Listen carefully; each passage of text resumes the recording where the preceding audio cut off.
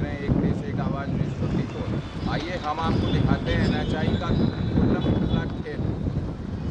National highway 91 पर जिस तरीके से GT रोड का निर्माण हो रहा है, हालांकि सालों से ये मामला चला आ रहा है, विलंबित रहा है। 30 साल पहले भी अटल जी ने इस नेशनल हाईवे का किया था कि नहीं, हाँ हाईवे, लेकिन अब दुरुस्त हो रहा है।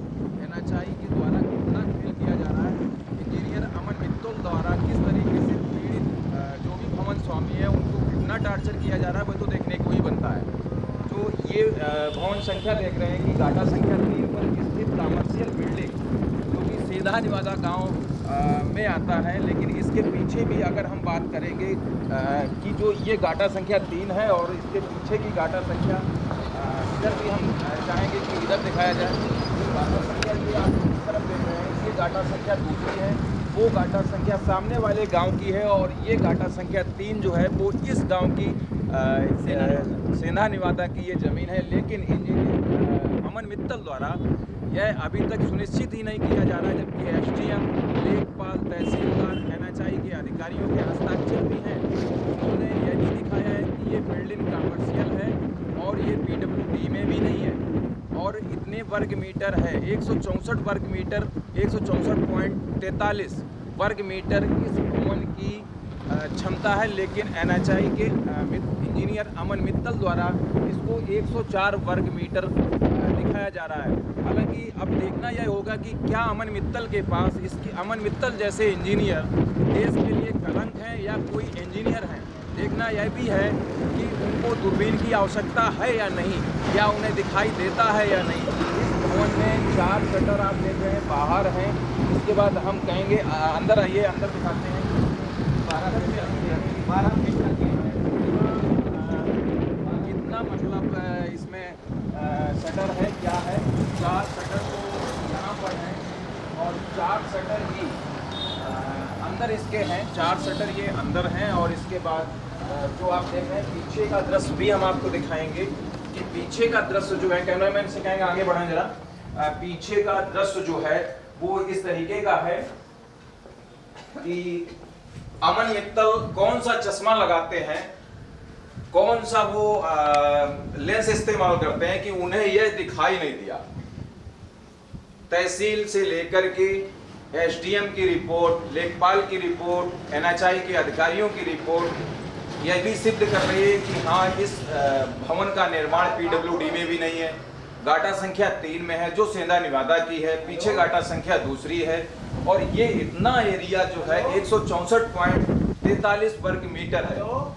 अब मामला कहाँ पर अटक रहा है कि इसका पेमेंट मुआवजा जो बन रहा है वो किस आधार पर देंगे। हालांकि सेना के जो जवान हैं अच्छे पद पर भी हैं। ये भवन उनका है, आइए हम उनसे बात करते हैं। आप ही है ना, आप बताइए आप, क्या नाम है आपका? मेरा नाम है गिरधर गोपाल जी। ये हम सेना में हवलदार हैं जी। हमने इसको बर्फ पर खड़े होके एक एक पैसा कमा के, मेरे बाकी भाई बेरोजगार थे, उनके लिए हमने ये दुकान खुलवाई थी जी।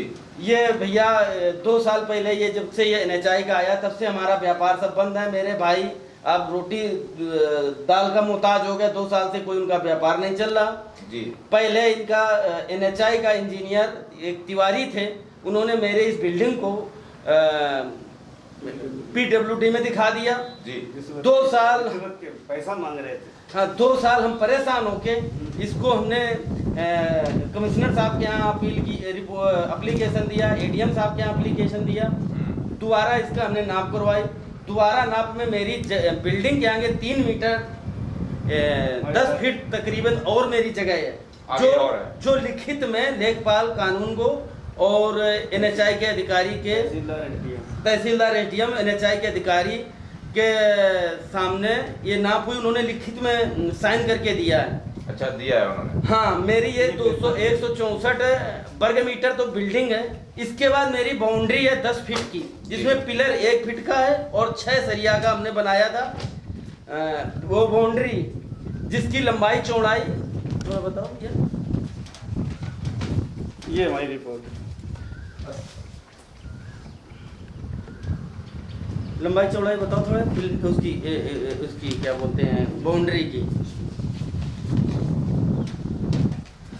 ये आपका आ रहा है 28/4/2022 की रिपोर्ट है ये, हाँ और NHI के हस्ताक्षर भी हैं। हाँ हाँ, NHI का हस्ताक्षर है। इसमें लंबाई जो हमारी बाकी बाउंड्री 10 फीट की है उसका भी सब लिखा पड़ी है तहसील के अधिकारियों और NHI के द्वारा। तो हमको जो ये पैसा बता रहे हैं वो पैसा मेरी बिल्डिंग का भी नहीं है, बाउंड्री का ये बताते हैं कि हम 11 लाख दे रहे हैं। इन्होंने अमन मित्तल जी ने हमको बताया कि हम तुम्हारा बाउंड्री 11 लाख दे रहे हैं और 11 ही लाख इस बिल्डिंग का दे रहे हैं। क्यों? तो हमने कहा कि 11 लाख साहब जो वर्ग मीटर है वर्तमान, हमने उनसे पूछा कि साहब ये 11 लाख हमारी बिल्डिंग का कैसे बना, कितने वर्ग मीटर है? वो बता नहीं रहे और हमको वहां से भगाया, बोला हमारे पास टाइम नहीं, कल हम आपको टाइम दे दिया जो देना था। जैसे ये आपका एक न्यायालय का जो ऊपर बोर्ड लगा है जो आपने लगाया है, तो बात दाखिल है आपका स्टे वगैरह का? हाँ, इसका हमने किया था, लेकिन ये हमारा है स्टे कि हमारा जब तक पैसा ना मिले तब तक हमारी बिल्डिंग ना छुई जाए। हमने इसमें मुआवजे का बढ़ाने का कोई केस, बढ़ाने की कोई मांग नहीं है उसमें की। जो सरकार ने मानक किया है, मानक के आधार पर आपको, हाँ जो मानक वो बता रहे हैं, उन्होंने बोला 13,000 वर्ग मीटर का आपको हम दे रहे हैं, लेकिन हमारा वर्ग मीटर 164 है और वो हमको 164 के हिसाब से नहीं दे रहे हैं, 104 का दे रहे हैं। वो जो बता रहे हैं कि इतना 11 लाख बन रहा है 10% हरास के बाद, वो तो 104 के आसपास का बन रहा है, वही निकल रहा है, वो निकल रहा है, 164 का ये नहीं बन रहा है। और हमको परेशान, हमारा पूरा परिवार परेशान है 3-4 दिन में। अब आप क्या चाहते हैं? हम ये चाहते हैं कि हमारे बिल्डिंग अभी खड़ी है, अगर किसी अधिकारी को शक है तो हमारा ये दोबारा नाप ले, हमारी बिल्डिंग में जितना हमारा जगह है उसको गवर्नमेंट के मानक के हिसाब से हमारा पेमेंट कर दिया जाए। हम और यही चाहते हैं और हमको परेशान ना किया जाए। इसके बगल में एक पहले हम जब आए, हाँ, इसके बगल में आप आए थे तो वो होटल था, वो तो गिर गया, वो मेरे से आगे था, मेरा उससे पीछे था, उसका इन्होंने जिस पेमेंट कर दिया, वो बिल्डिंग आगे थी, मेरी पीछे थी, मेरी PWD में दिखा दी और उसका पेमेंट कर दिया और वो गिर भी गई है। वो गिर गई, हाँ, लेकिन वो तो बिल्डिंग आगे थी, वो हमारी पीछे है, उसका मेरे पास मेरे मोबाइल में फोटो अभी तक है। चलिए, मामला जो देखने को मिल रहा है कि कितना संगीन है, यानी कि अमन मित्तल जैसे इंजीनियर क्या देश के लिए शुभचिंतक हैं या देश के लिए ये कलंक हैं?